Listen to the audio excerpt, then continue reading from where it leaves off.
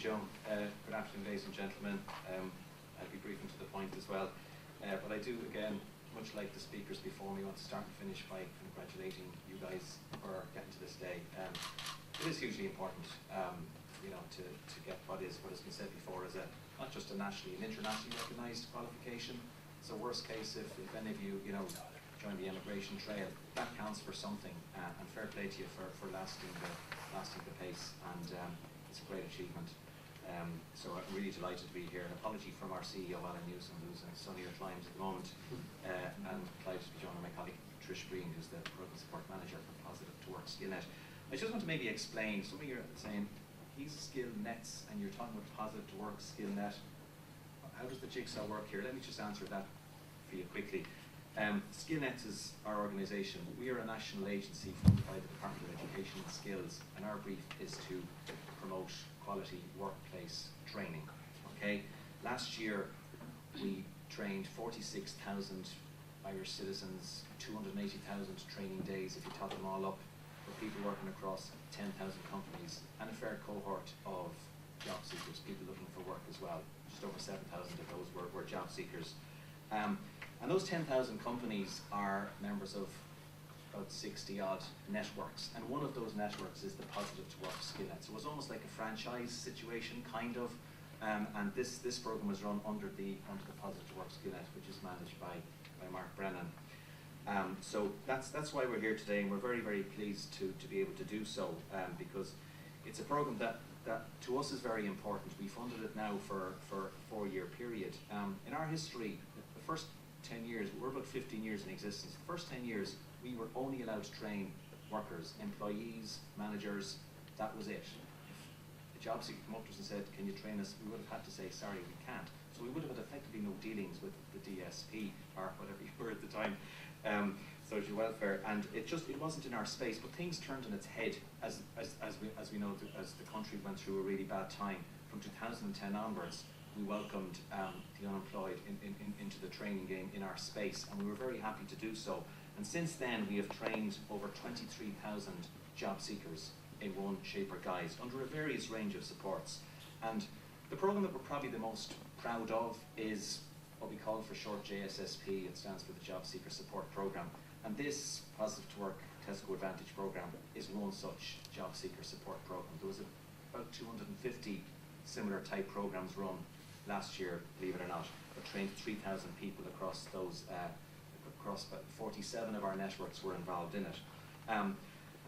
Why are we proud of it? For sort of 2 reasons. One, the main thing is it does what it says out to do. It helps people get jobs. We got this checked by independent evaluators who researched it last year and basically talked to the people who did the training and said, how good was it? What has it led to you? 47%, just under half, said it's got me a job, and in nearly all cases as part of the placement that they were at. So the key thing is that having that work placement is essential, and also what we've just heard, it's a recognised qualification. In nearly all cases that happens too. So it does have quality because we ask people, and we get other people to ask people as well, so we are quite certain of that. And on that point around having the work placement, that's where the companies have to come into play, because well, we can set up a program like that. Unless companies step up to the plate, what's going to happen? Well, you know what's going to happen? Nothing. So we need the engagement of employers.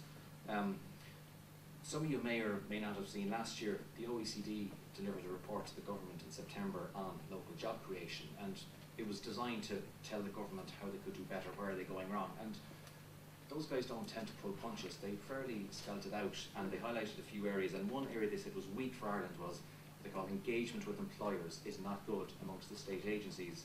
But they did cite some successful examples, and they did name SkillNets as one such, because it was an employer-led initiative where basically, employers were put at the forefront. And this is what you have, because it's an appropriate time for me to mention Tesco and Keelings, because if they hadn't stepped up to the plate with Positive Work and said, we've got placements, we can deliver, provide this training, and give it their time and their facilities, it wouldn't have happened. So a sincere thank you, because it sounds like I'm blowing our own trumpet there by saying we were named in the report.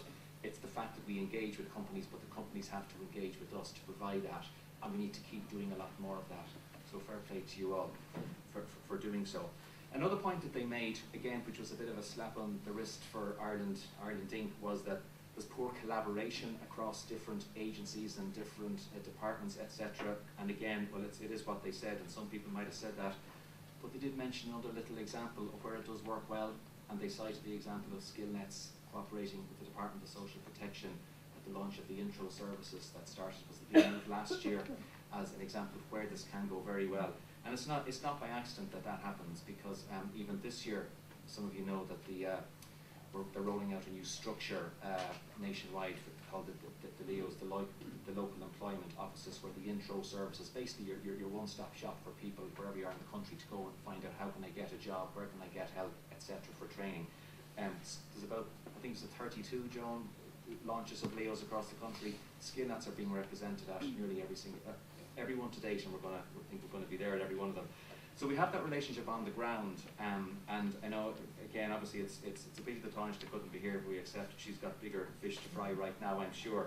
But all I'll say is, if she chooses to stay in her portfolio, great. We've had a really good relationship with DSP since she's been at the helm. And if she does move on, you know, we now have a really good working relationship with John McKeown, Katrina Bracken. We're all on first name terms. We work very closely together. So we've got the basis for making sure that we have got this linkage to keep that positive example of how agencies can actually cooperate. A lot of that happens behind the scenes.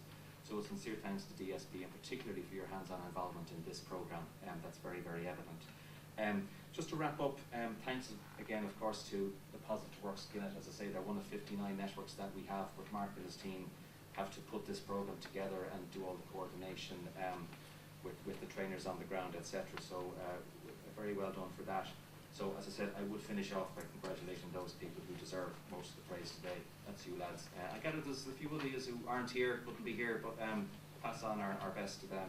But well done. Hope you enjoyed the occasion, and give yourselves a night out tonight again.